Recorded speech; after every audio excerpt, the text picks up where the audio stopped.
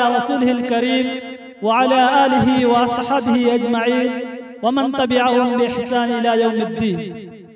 أما بعد، فيا أيها السادة والإخوان، نحن اليوم اجتمعنا في رحاب مؤسسة مركز المعارف نحتفل باليوم العالمي للغة العربية، وفي هذه المناسبة الطيبة نرحب بضيوفنا الكرام ونستعرض مجهوداتنا تجاه اللغة العربية والأدب العربي. إن الأدب العربي من أغنى آداب العالم، فهو يتمتع بفنون من الكلام وضروب من القول قلما يضاهيه فيها أدب من الآداب العالمي، وهو يتمتع بفنون الكلام. ومن هذه الفنون فن المقامة. نعم، فن المقامة. وما هو فن المقامة؟ المقامة أو المقامات كما قيل حكايات قصيرة تشتمل كل واحدة منها على حادثة لبطل المقامة يرويها عنه راو معين، ويغلب على أسلوبها السجع والبديع، وتنتهي بمواعظ أو طرف أو عبر. ظهر هذا الفن العربي في العصر العباسي في القرن الرابع الهجري، واشتهر به أولا بديع الزمان الهمداني، لأنه أول من سمى نصوصه من مقامات، وكان من أكبر أدباء عصره المبدعين. ثم تلاه في شهرة أبي القاسم الحريري. وهناك كثيرون كتبوا مقامات ذات مواضيع مختلفة، ومنهم مثلا ابن نباتة وابن ناقية والزمخشري وسرقسطي الأندلسي وسيوطي وناسف اليازدي، واسم كتابه مجمع البحرين. وفي المعاصرين عيد القرني نقدم بعض نماذج المقامات إلى حضراتكم. فأولا عضو زميل المعقر محمد إقبال، وهو يقدم إلينا المقامة الغيلانية لبديع الزمان الهمداني.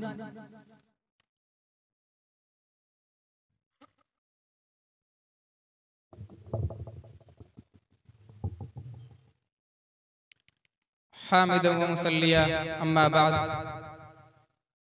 فيا أيها الضيوف المبجلون والأساتذة الموقرون، يحلو لي أن أقف أمامكم في هذه المناسبة الطيبة السارة وفي هذه الحفلة الكريمة تمثيلا لبديع الزمان الهمداني. وبديع الزمان هو الأديب الذي أبدع فن المقامات فإليكم المقامة.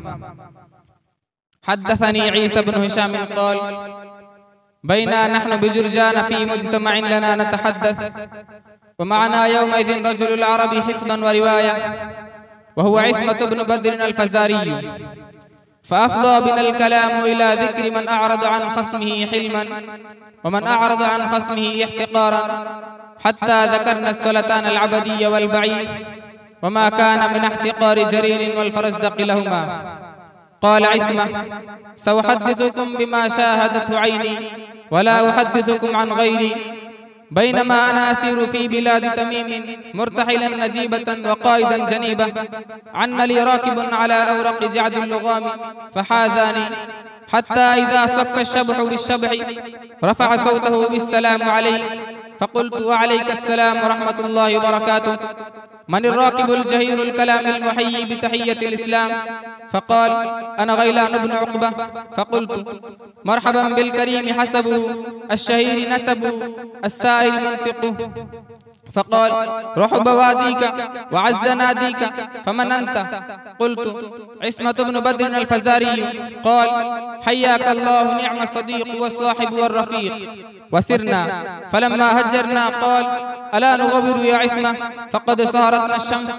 فقلت أنت وذاك، فملنا إلى شجرات آلاء كأنهن عذارى متبرجات قد نشرن غدائرهن لأثلات تناوحهن، فحططنا رحالنا ونلنا من الطعام، وكان ذو الرمة زهيد الأكل، وصلينا بعد وآل كل واحد منا إلى ظل أثلة يريد القائلة، واضطجع ذو الرمة وأردت أن أصنع مثل صنيعه، فوليت ظهري الأرض وعيناي لا يملكهما غمض، فنظرت غير بعيد إلى ناقة كوما قد ضحيت وغبيتها ملقى، وإذا رجل نائم كأنه عسيف وسيف، فلهيت عنهما وما أنا والسؤال عما لا يعنيني، ونام ذو الرمة غرارا ثم انتبه، وكان ذلك في أيام مهاجاته لذلك المري، فرفع عقيرته وأنشد يقول: أمن ميت الطلل الدارس ألذ به العاصف الرامس، فلم يبق إلا شجيج القذال ومستوقد ما له قابس، وحوض تثلم من جانبيه ومحتفل دارس طامس، وعهدي به وبه سكنه وميت والإنس والآنس، إذا جئتها ردني عابس رقيب عليها لها حارس، ستأتي امرأ القيس مأثورة يغني بها العابر الجالس، ألم تر أن امرأ القيس قد ألذ به دواؤه الناجس، هم القوم لا يعلمون الهجاء وهل يعلم الحجر اليابس، فما لهم في العلا راكب ولا لهم في الوغى فارس، ممرطلة في حياض الملام كما دعس الأدم الداعس، إذا طمح الناس للمكرمات فطرفهم المطرق الناعس، تعافوا الأكارم إسهارهم فكل أيامهم عانس. فلما بلغ هذا البيت وجعل يمسح عينيه ويقول، تنبه ذلك النائم وجعل يمسح عينيه ويقول: أذو الرميمة يمنعني النوم بشعر غير مثقف ولا سائر. فقلت: يا غيلان من هذا؟ قال: الفرزدق.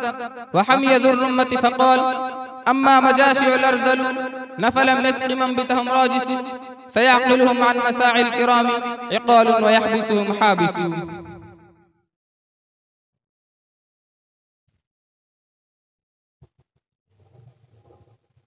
والآن أنادي على أخينا الكريم محمد مسعود، وهو يقرأ من مقامات أبي القاسم الحريري المقامة الدمياطية. تشرف على المنصة.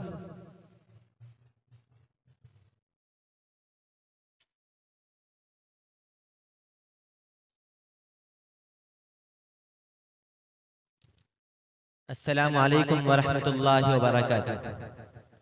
نحن اليوم قد اجتمعنا هنا بمناسبة الاحتفال باليوم العالمي للغة العربية، وهذا اليوم يتيح لنا فرصة قيمة لإبداء حبنا للغة العربية واستعراض مجهوداتنا تجاهها. ومؤسسة مركز المعارف تعنى عناية بالغة لنشر اللغة العربية ولإحيائها في رحابها. فأنا أقدم إليكم المقامة الدمياطية للحريري. أخبر الحارث بن همام قال: ظننت إلى دمياط عام هياط ومياط، وأنا يومئذ مرموق الرخا موموق الإخا، أسحب مطارف الثرى وأجتلي معارف السراء، فرافقت سحبا قد شقوا أسى الشقاق وارتضوا أفاويق الوفاق، حتى لاحوا كأسنان المشط في الاستواء وكالنفس الواحدة في التئام الأهواء، وكنا مع ذلك نسير النجاء ولا نرحل إلا كل هوجاء، وإذا نزلنا منزلا أو وردنا منهلا اختلسنا اللبث ولم نطل المكث، فأن لنا إعمال الركاب في ليلة فتية الشباب غدافية الإهاب، فأسرينا إلى أن نضى الليل شبابه وسلت الصبح خضابه، فحين مللنا السرى وملنا إلى الكرى صادفنا أرضا مخضلة الربا معتلة الصبا، فتخيرناها مناخا للعيس ومحطا للتعريس، فلما حلها الخليط وهدأ بها الأطيط والغطيط سمعت صيتا من الرجال يقول لسميره في الرحال: كيف حكم سيرتك مع جيرك وجيرتك؟ فقال: أرعى الجار ولو جار، وأبذل الوصال لمن صال، وأحتمل الخليط ولو أبدى التخليط، وأود الحميم ولو جر عني الحميم، ولا أبذل ودادي وأفضل الشفيق على الشقيق، وأفيل العشير وإن لم يكافئ بالعشير، وأستقل الجزيل للنزيل، وأغمر الزميل بالجميل، وأنزل سميري منزلة أميري، وأحل أنيسي محل رئيسي، وأودع معارفي عوارفي، وأولي مرافقي مرافقي، وألين مقالي للقالي، وأديم تساؤلي عن السالي، وأرضى من الوفاء أبا اللفاء، وأقنع من الجزاء بأقل الأجزاء، ولا أتظلم حين أظلم، ولا أنقم ولو لدغني الأرقم. فقال له صاحبه: ويك يا بني، إنما يظن بالظنين وينافس في الثمين، لكن أنا لا آتي غير المواتي، ولا أسم العاتي بمراعاتي، ولا أصافي من يابى إنصافي، ولا أواخي من يلغي الأواخي، ولا أمالي من يخيب آمالي، ولا أبالي بمن صرم حبالي، ولا أداري من جهل مقداري، ولا أعطي زمامي من يحفر زمامي، ولا أبذل ودادي لأضدادي، ولا أدوي إعادي للمعادي، ولا أغرس الأيادي في أرض الأعادي، ولا أسمح بمواساتي لمن يفرح بمساءاتي، ولا أرى التفاتي إلى من يشمت بوفاتي، ولا أخص بحبائي إلا أحبائي، ولا أستطب لدائي غير أودائي، ولا أملك خلتي من لا يسد خلتي، ولا أصفي نيتي لمن يتمنى منيتي، ولا أخلص دعائي لمن لا يفهم وعائي، ولا أفرغ ثنائي على من يفرغ إنائي.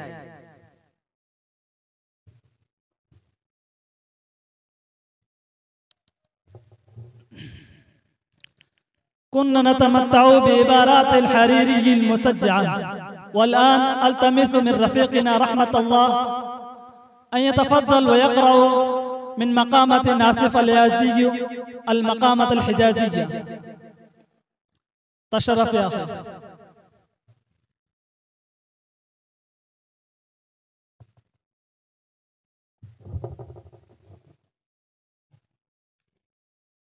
بسم الله الرحمن الرحيم.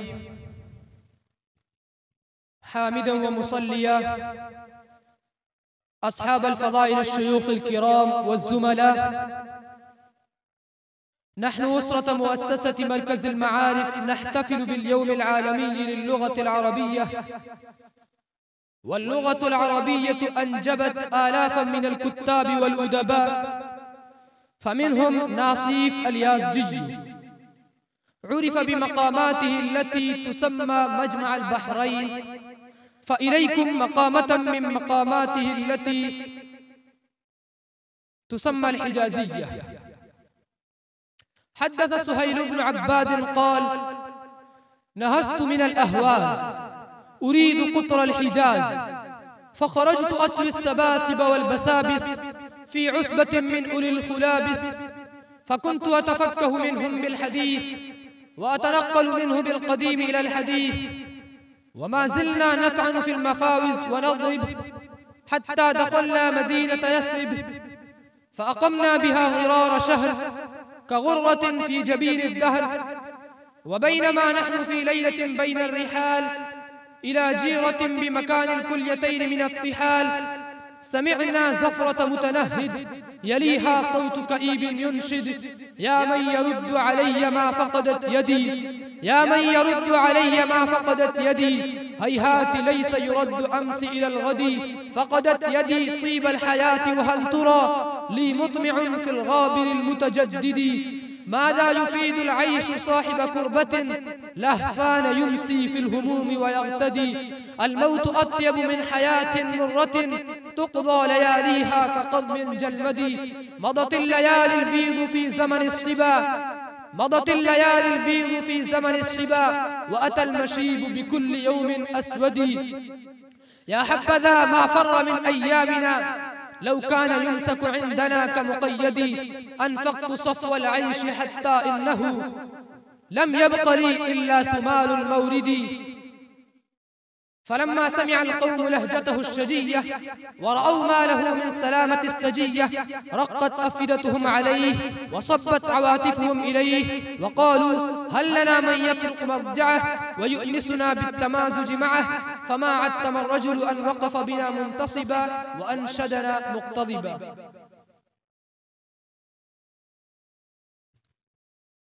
وفي الأخير أدعو أخانا شكيل أحمد الأرياوي بولاية بهار، ويعرض علينا نموذجا من مقامات أديب كبير من الكتاب المعاصرين، وهو كاتب كتاب لا تحزن عائد القرن، يقرأ مقامة الإلهية.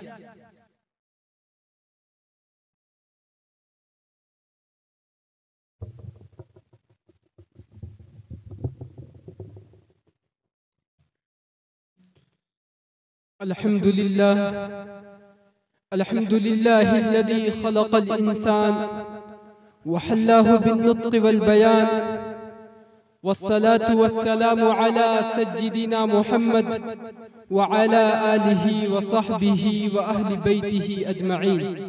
أما بعد، فيا سادة الأفاضل والضيوف الأكارم وزملائي في الدروس، نحن قد استمعنا في هذا الاحتفال المبارك بمناسبة اليوم العالمي للغة العربية. إني أريد أن ألقي أمامكم المقامة الإلهية التي كتبها أعز القرني. أعز القرني من الأدباء الكبار، يغتبط بهم العالم العربي كله. تأمل في نبات الأرض وانظر، تأمل في نبات الأرض وانظر إلى آثار ما صنع المليك. عيون من لجين شاخصات، عيون من لجين شاخصات، بأحداق هي الذهب السبيك. على قضب الزبرجد شاهدات، على قضب الزبرجد شاهدات، بأن الله ليس له شريك. الله رحيم لطيف، الله بيده الأمر والتصريف. الله أعرف المعارف، لا يحتاج إلى تعريف. لا إله إلا الله، ولا نعبد إلا إياه، ولا نرجو سواه. عظيم السلطان والجاه، أفلح من دعا، سعد من رجا، وفاز من تولاه. سبحان من خلق وهدى، ولم يخلق الخلق سدى. عظم سلطانه، ارتفع ميزانه، جمل إحسانه، كثر امتنانه. إليك وإلا لا تشد الركائب، إليك وإلا لا تشد الركائب، ومنك وإلا فالمؤول خائب. وفيك وإلا فالغرام مزجع، وفيك وإلا فالغرام مزجع، وعنك وإلا فالمحدث كاذب. علام الغيوب، غفار الذنوب، ستار العيوب، كاشف الكروب، ميسر الخطوب، مقدر المكتوب. عظمت بركاته، حسنت صفاته، بهرت آياته، أعجزت بجناته، أفحمت معجزاته. جلت أسماؤه، عمت آلاؤه، امتلأت بحمده أرضه وسماؤه. كثرت نعماؤه، حسن بلاؤه، ما أحسن قيله، ما أجمل تفصيله، ما أبهى تنزيله، ما أسرع تسهيله. ليس إلا الخضوع له وسيلة، وليس لما يقضيه حيلة. قد كنت أشفق من دمعي على بصري، قد كنت أشفق من دمعي على بصري. فاليوم كل عزيز بعدكم هانا، والله ما ذكرت نفسي معاهدكم والله ما ذكرت نفسي معاهدكم إلا رأيت دموع العين هتانا.